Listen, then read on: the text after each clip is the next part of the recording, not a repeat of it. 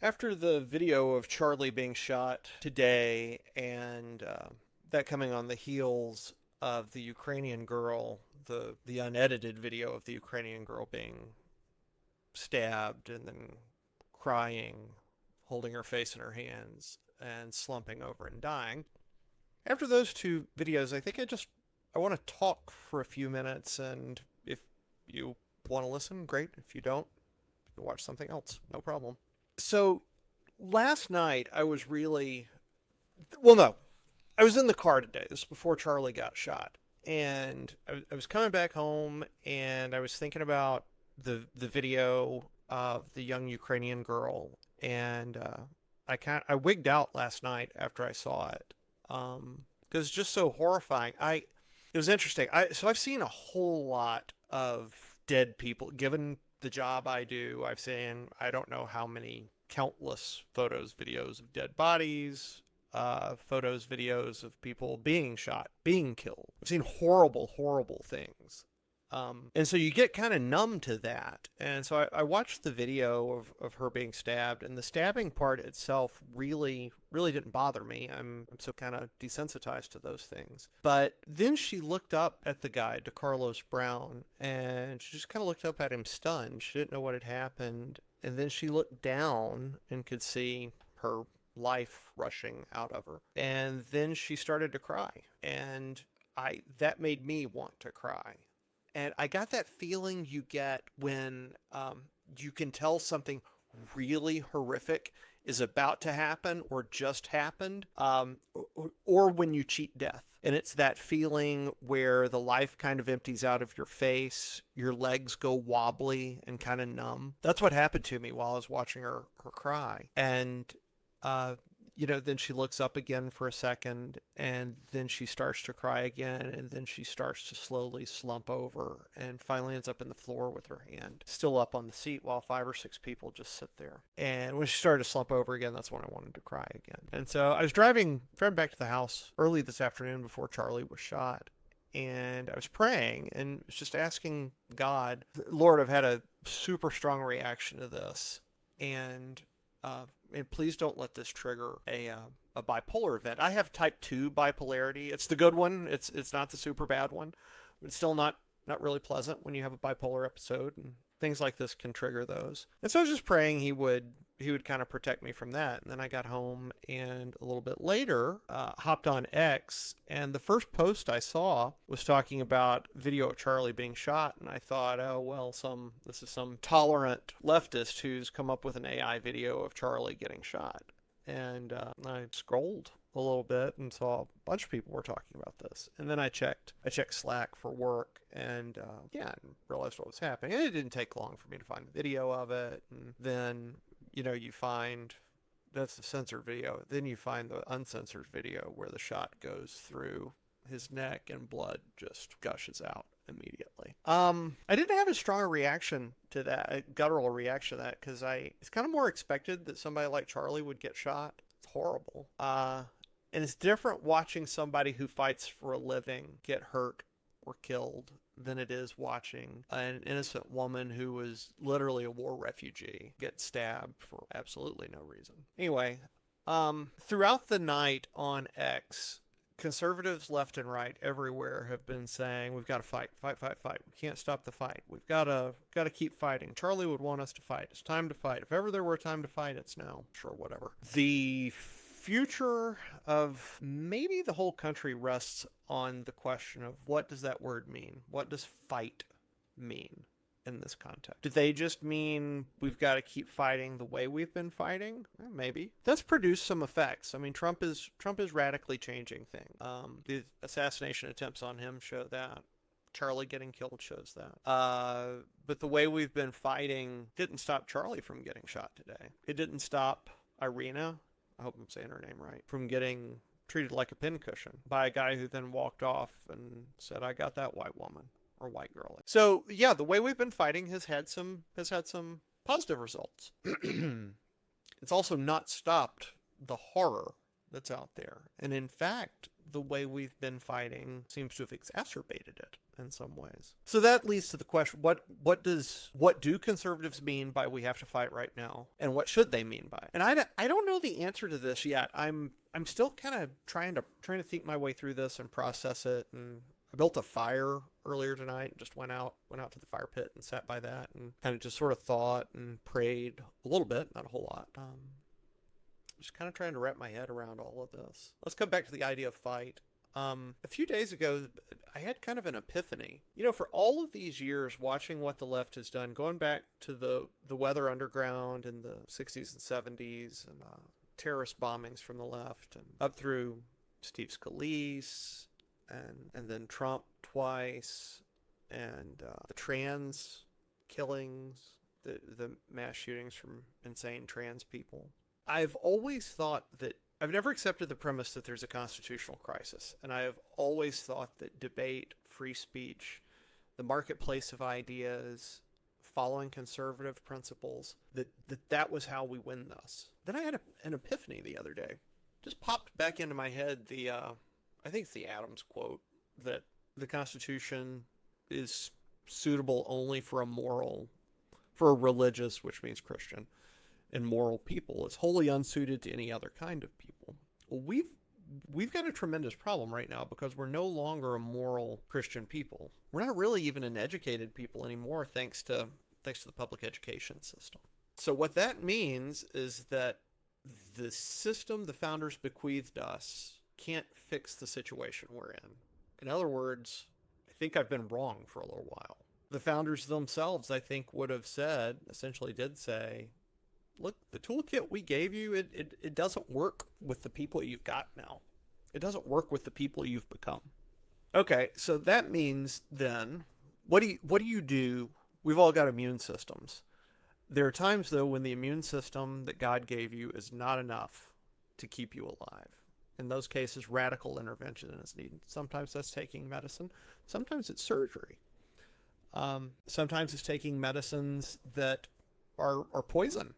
But the idea is that you have to do something dramatic, something actually unthinkable to avert a larger tragedy, which is your own death. I don't know how we fix this within the system we've got. I don't know how we fix it within the framework we've got. I'm not saying we go out and build the barricades and start burning down buildings tomorrow. No, that's not what we do. That's what... Remember, a guy who was high on fentanyl, who had a record, was saying he couldn't breathe long before Derek Chauvin put him in that lot.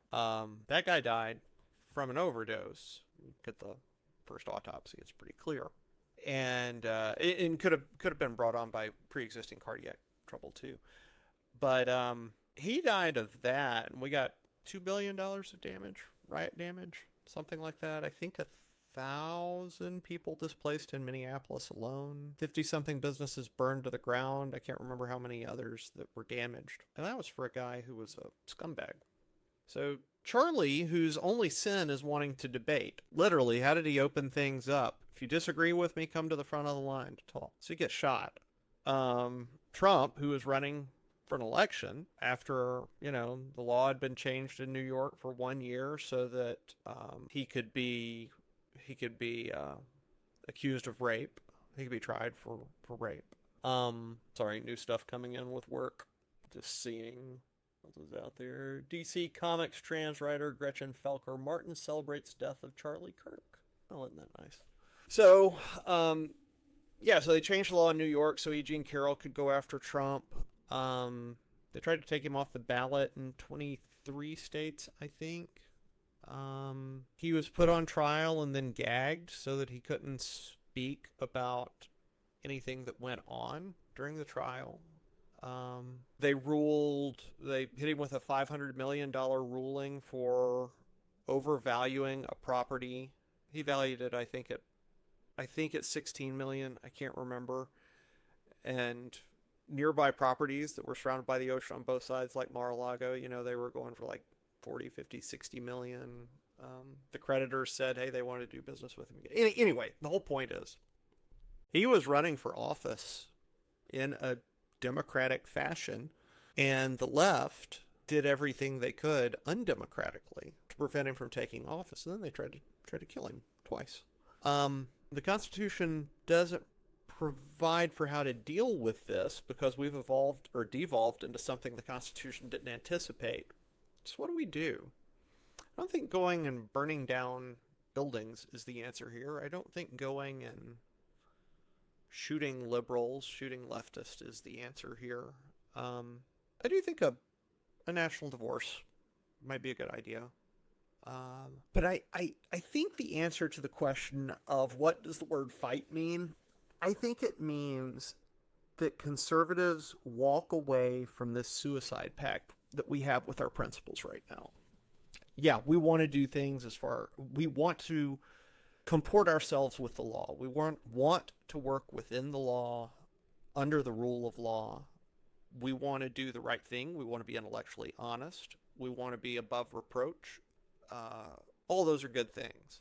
I'm not sure that playing, as VDH Victor Davis Hanson has talked about so many times, I'm not sure if playing by the Marquess of Queensberry rules works anymore. In fact, I'm pretty positive it doesn't. It's time for a street fight. It's time to fight dirty. Look, if we can get away with it, to gum up the system, to stop them, to slow them down, to trip them up, to make them look horrible, if we can get away with it and it's not criminal, we do it. Packing courts, redistricting. I'm not saying the Trump administration needs to do this yet, but frankly, I think we've got to simply disregard judicial orders that are illegal, that are unreasonable, that are wholly political in nature.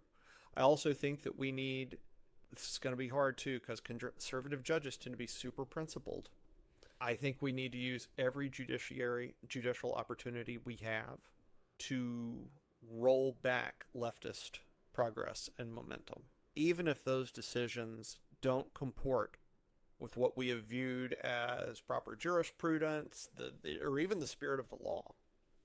We've got to fight. Okay, here's another way to look at it. We've got to fight with every single tool we've got so that we don't end up having to fight with tools we really don't want to use, like guns. This is still winnable without resorting to that. The margin has gotten pretty freaking thin, but it is still winnable without that. But for us to win this without ending up in a violent revolution on their end and counter-revolution on our end, we've got to divorce ourselves from this suicide pact that we have with our principles. You know, we understand abstractly that has to happen sometimes. The best example of that's war. We don't go around killing people. That's not, you don't go kill people in the street. Well, you do if you're a leftist and you run into Charlie Kirk or something like that, or you're a 14-time arrestee, 10-time convicted, whatever it was, insane black dude out on no cash bail, and you run into a white girl. You want to get her, you can do that too. But generally conservative, it's not generally civilizations don't allow their people to just go kill other people. However, we have an exception to that, and that's war.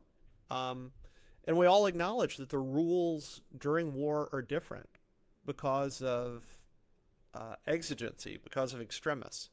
There's situations where the regular rules don't apply anymore. Folks, we're in a situation where the regular rules don't apply anymore. I'm not talking about violence. I'm talking about doing things that would normally be unthinkable for us because of our principles. Dispositionally, we don't grasp for power. We don't do everything in our power to discredit others. We tend to play fair. Can't play fair anymore, folks.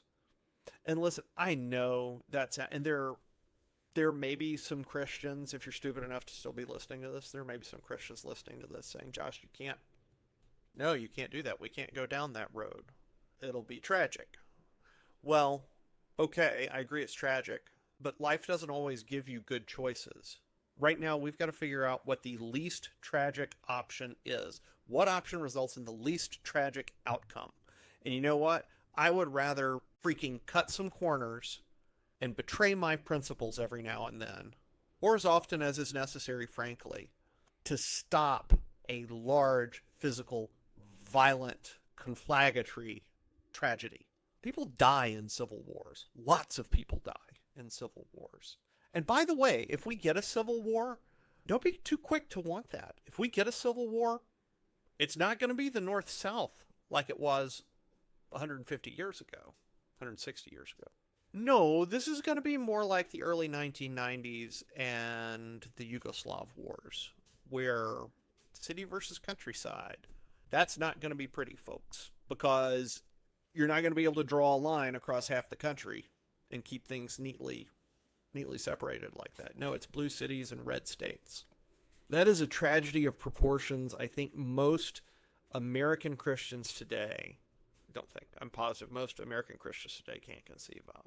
And since they can't conceive of it, and they're naive, and they're not educated, and they're not thoughtful, they don't see that that is exactly where we're headed if we continue down this suicide path with our conservative principles. Now, when you go to war, do you stay at war forever? No. You accomplish the goals, you restore peace, restore balance, restore deterrence, and then the previous rules resume. That's the goal of this. And to be clear, I'm not just exactly sure what walking away from this suicide pact with our principles, I'm not quite sure what that looks like yet. What this new version of fight looks like yet. But I am positive that it'll have to be treated like a state of war. It'll be something that is done in extremis, that is temporary. You return from it as soon as you can, as soon as victory is achieved. War ends. The rules of war end. Peace resumes. We return to the principles that are most important to us, political principles that are most important to us. We can't sacrifice our spiritual principles under any circumstances. I think that's what the fight looks like. Yeah. We got to fight. The fight just changed. Yeah, fight hard. We got to keep fighting. Fight for Charlie. Absolutely. What does that mean? That means doing everything freaking possible, principles-wise. That's not true.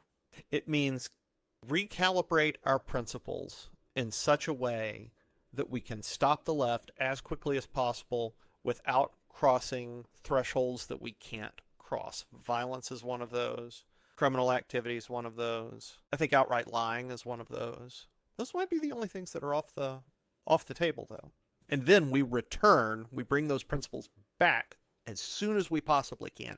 But the threat from the left has to be stopped. We're not going to we're fighting hard. This crap that we've been doing for a while, this doesn't work when your interlocutors decide to shoot you in the neck. It doesn't work anymore. I'm sorry, it doesn't. I don't want it to be like this, but me and my side aren't the ones pulling the triggers, are they? Despite the fact that we have all the guns. It's remarkable. You can't coexist with this.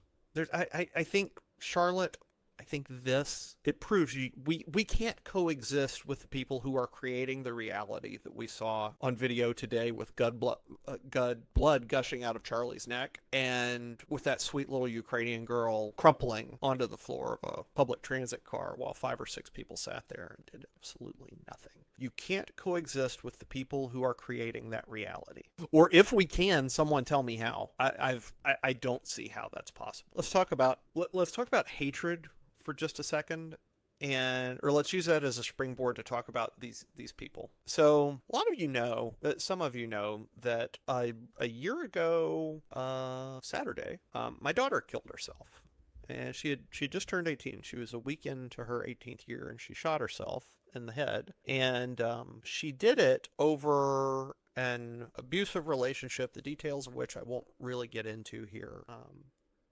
It was an abusive relationship with a guy who was a Muslim who we warned her off of so many times, and she didn't listen. She was deterred. She really thought she could bring him to Jesus, which was foolish but incredible. I don't hate that guy. I can say it, my hand to God. I don't hate him. I hate what he did.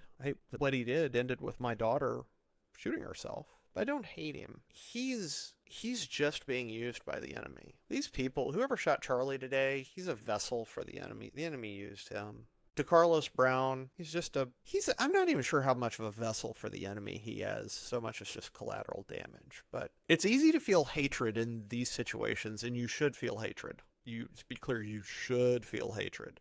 There is an object that your hatred needs to be pointed at, but it's not actually the human beings in this. Elon said a mouthful when he called what we've been looking at the woke mind virus. That's a really good biotechnical description of something that's actually spiritual. Jordan Peterson would call it the spirit of Cain. The Bible itself calls it Satan. And you could be a non-believer who can see Satan portrayed in literature, who can see something satanic portrayed in literature and notice it playing out right now. So what's happening with these people is they've gotten infected. These people who are celebrating Charlie's death, the people who that white girl got what was coming to her, all of these people, you could say they're infected by the mind virus, or you could say they've been taken over by the spirit of Cain or the spirit of Satan. Any which way, folks, they're not in control anymore. Those people, whoever shot Charlie today, is not in control. That's not a human being anymore. Doesn't mean that the person doesn't have the value and worth of a human life. The person does, but it's not really a human anymore. What that person is a meat puppet for the mind virus or for the spirit of Cain or for Satan himself to control. So when I've got a sad boxer in here, if you can hear him crying. So when the mind virus decides that Charlie Kirk is too big a threat, the mind virus has an appendage that it can use in the real world. It can cross its motivation from the theoretical and spiritual into the real world via whoever pulled the trigger. And it can have that little appendage for it go over and, pull a trigger and kill Charlie. These people aren't, I don't think a lot of us understand, these people aren't actually in control anymore. Satan has them. The mind virus has them. The spirit of Cain has them. And look, at the end of the day, all these things are the same. All of these things are Satan. It's just shorthand, biotechnical, psychological, or literary personification of Satan. Call it any of those things. It's all Satan. And Satan is, by the way, he is the real part of this. He's more real than any of what we're actually looking at right now. He's more real than the physical construct in front of you. These people aren't in control, man. There's this idea of animus, that you can be taken over by a spirit of something other than yourself. Animus, something that animates you. And all of a sudden, you're no longer in control. I think it was Jung who said, guys, this is so profound right now. He said, people don't have ideas, ideas have people. People don't have ideas, ideas have people. And the ideas that a lot of these people have right now, purely satanic. Again, they're the mind virus, spirit of Cain, snake in the garden, Satan. These ideas use them as meat puppets. So when they need somebody to be a trigger man, they've got someone. When they need someone to tell lies and cover for the evil we're seeing, well, they have the mind virus has mouths that it controls on MSNBC and CNN. It has keyboards and pens it controls at the New York Times and the Washington Post. These people they're just vessels for it that it needs so that it can function in the real world, in the physical world. Never, well, I guess on Calvary, maybe other than that, never has the statement, we wrestle not against flesh and blood, been more true than it is right now. What we are fighting is not a bunch of people. There are people enabling it, and there are useful idiots who are not yet controlled by the mind virus, who are not yet animated by it, who aren't possessed by it, who are helping enable this, but they're going to end up being possessed by it. But we're not really dealing with people right now, guys. We're dealing with a set of ideas, and the ideas are satanic. And the people espousing the ideas, the people acting on behalf of the ideas, are controlled by Satan himself. We don't wrestle against flesh and blood. Now, don't make them... I've already seen Christians doing this. Don't make the mistake that a lot of, I know, well-meaning Christians who know Christ and serve him, and I am sure God is using them in some way I don't understand. I'm sure he has laid things on their hearts that he hasn't laid on my heart and is using them in profound, very important ways. But we are supposed to be more than conquerors. Gosh, it's so incredible what so many of these believers don't understand. They are making the mistake of thinking that this is a political thing. Politics is downstream from culture, is downstream from faith. This is a spiritual struggle, and the Christians and supposed Christians who are saying right now, oh, well, we have to be peaceful. We have to turn the other cheek. We have to do this, that, the other. Can't respond, can't react. Listen, folks, none of this is about reacting to the people who are involved. None of this is about reacting to the shooter, other than, simple legal punishment. We are fighting the enemy here. We're supposed to be storming the gates of hell. That's what we were told. You don't storm the gates of hell as a believer by sitting back and telling other believers, don't storm the gates of hell. And of course, they don't see it that way. They think what they're saying is, don't storm DC. Don't storm the political system. That's not the fight, people. We've got to deal with those things because they are the physical outcroppings, the physical manifestation of the satanic order right now. Stopping these people, stopping their ideas, that is fighting the enemy. That is storming the gates of hell. If you're a Christian and you were thinking passivity is the answer, I can't get into this fight, Jesus wouldn't want to be a part of this. Let me tell you something. There is nothing more spiritual than what is happening right now at this moment. You have never been able to see more clearly the enemy than at this moment because so many people are being controlled by the enemy. The demonic is playing out in front of your stupid eyes, and you are mistaking it for the political. Don't you get it? This struggle is not against flesh and blood. It's against principalities, powers, and darkness in very high places. But those things are manifesting themselves in these individuals. It's not the only place they manifest in our educational material, in our entertainment, television, media, everywhere, movies, pornography, trans movement. All of these places are manifestations. But if you don't understand that the people advocating for these things are the physical manifestations of that spiritual battle, I don't know what to tell you. You don't understand anything. And I'm sorry to tell you that. I know that's hard. Politics is downstream from culture, is downstream from faith, from religion, from spirituality, from spiritual health. Maybe that's the way to put it, from spiritual health. None of the things we're seeing right now are incidental. They are all fundamental. Because, again, I don't know another way to say this. What we are watching today, what we saw today, what we saw yesterday, what we are seeing, it is the most powerful physical evidence of satanic influence that most of us in the first world have ever seen and maybe will ever see. And that, by the way, that's why you don't need to hate the person in this. The person's in horrific shape. They're taken over. They're consumed. They've been consumed. They open themselves up. And man, be careful because the enemy is a prowling lion. He does seek to steal, kill, and destroy.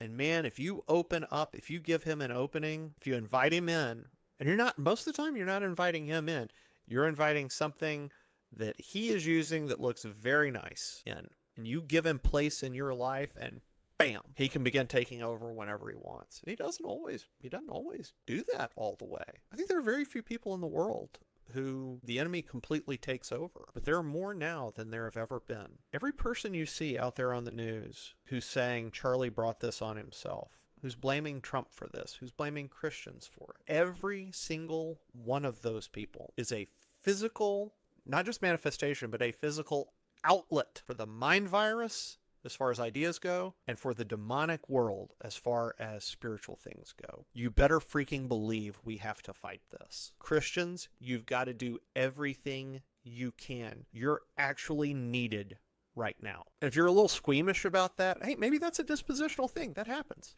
That's fine. I get it. One of your brothers got shot today, and it wasn't fundamentally about politics. It was spiritual. If you want to let the enemy keep picking us off, if you think that that's somehow what Christ meant when he talked about storming the gates of hell, if that's what you think it looks like, okay, I can't help you. I'm sorry, I'll pray for you. And I'll presume that God's working with you, and I'm sure he can still use you doing wonderful things. But folks, this was kind of an epiphany for me. The battle isn't against flesh and blood, but the one we're battling has taken over flesh and blood. This is a real physical world manifestation of the power of darkness.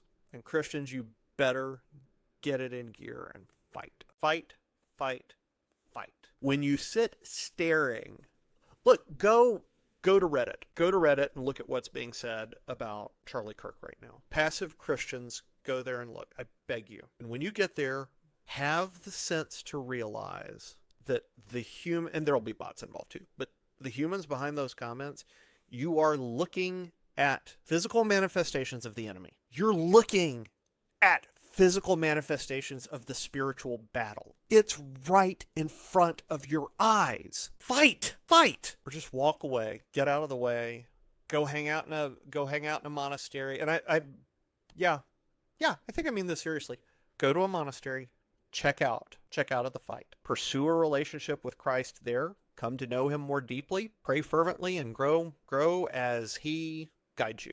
But get out of the way of the rest of us. Gates of hell are not going to storm themselves. And until you're ready to get into the fight, all you're going to do is be a stumbling block for me and the other people trying to storm the gates. We can do this. But get out of your mind this idea that, oh, politics it's dirty. It's not really for the spiritual. We're called to operate in the spiritual realm. Yeah, you better frickin' believe it. And you know what? The spiritual realms are poking into the physical realms through these meat puppets. The enemy is walking around in skin suits. It has taken human beings, hollowed them out, and has occupied them as skin suits. That is what we're facing. That is what we're fighting. So, yeah, pray, fast. As Christ said, some don't come out without prayer and fasting. So we've got to be doing that. That's how you deal with the purely spiritual side of this. But people, we're not purely spiritual creatures yet. We are still in the physical world. And I have no idea where Scripture teaches that because we're fundamentally spiritual creatures, that the physical world doesn't matter anymore. If you're into that, go chill with some Christian scientists, man. Have a great time, because that's their bag. We are called to preserve the world around us. We're to be salt and light. And you know what? I know it's an old trope, an old kind of evangelical trope. Salt irritates. But you know what? It does. It preserves. And that irritation, by the way, you get a wound, you rub salt in it. It hurts like the devil. But it keeps away something much worse, which is infection and gangrene and necrosis. If we're going to storm the gates, we've got to storm them everywhere hell manifests. And hell is manifesting physically right now. So we've got to meet them in battle there too. I beg you, get in the fight, Christian. Beg you, get in the fight. If you listen to all of this, thank you. Also, I'm stunned. Pray for our country. Pray for Erica and Charlie's kids. Pray for the president. Pray for the government. Pray for our pastors, our spiritual leaders. Pray for your brothers and sisters, that any of them who don't understand what's happening in a way that God would have them understand what's happening, pray that their eyes will be opened. America is worth saving. If the left right now is those active on the left, those the mind virus has consumed, those who are the meat puppets, if those are physical manifestations of hell, oh, there are going to be people who don't like this. But if that is the case, there are a lot of things about America and Americana that are physical manifestations of heaven. Oh, I know that's going to piss some people off, but nobody's probably watching at this point anyway. But it is true. There is a goodness and a wholesomeness, a love, a desire for freedom, equality, decency, respect, reverence, law and order. All of these things are good. All of these things that are good that come with and from America, those are manifestations of spiritual reality as well. It's worth preserving. I get it. All of this is going to pass away. There will be a new heaven and a new earth. But we're not there yet. Guys, we're bounded in time right now. This is all we've got. This is our garden. God created us to tend a garden. This is the garden we've got to tend right now. And Christian, don't you dare sit there and say, well, the garden's only temporary and I'm really more concerned about my relationship with God. He put us here to tend it. Now tend it.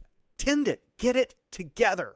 Let's storm the gates of hell together. I'll pray for us real quick. Father, we love you. We come to you confused in many ways, but with a remarkable amount of new clarity now, Father, in the wake of all of this. We lift Erica and Charlie's kids up to you. We ask for special comfort and peace that passes all understanding for them. We ask that you would be with them. Give your guardian angels charge over them. Bind the enemy away from them, Father. Lord, I lift up my brothers and sisters in Christ who are dismayed right now. I ask you to buoy their spirits, encourage them. Father, Moses had to have help holding his arms up. Help our brothers and sisters hold their arms up, their shields and their swords to fight. Father, guide us toward the targets that we should hit. Father, give us courage and help us to fight in the realm of ideas and politics and abstractions so that we don't have to fight in the physical world, God. I don't want that loss of life. But Father, help us not to shirk from our duty one way or the other. We lift up those who were close to Charlie. We lift them up to you. We lift the people at TP up to you. We lift his friends up to you. We ask for comfort for them. Use this to bring others to you. And Father, use all that we do in the coming days to bring others to you and to bring peace. And we thank you that ultimately you will provide peace for all of us. All of this was made by your Son and for your Son, and it's all going back to your Son. And we thank you for that. Help us to be good stewards in the meantime, and help us not to be found lacking when we were needed most. We praise you and we worship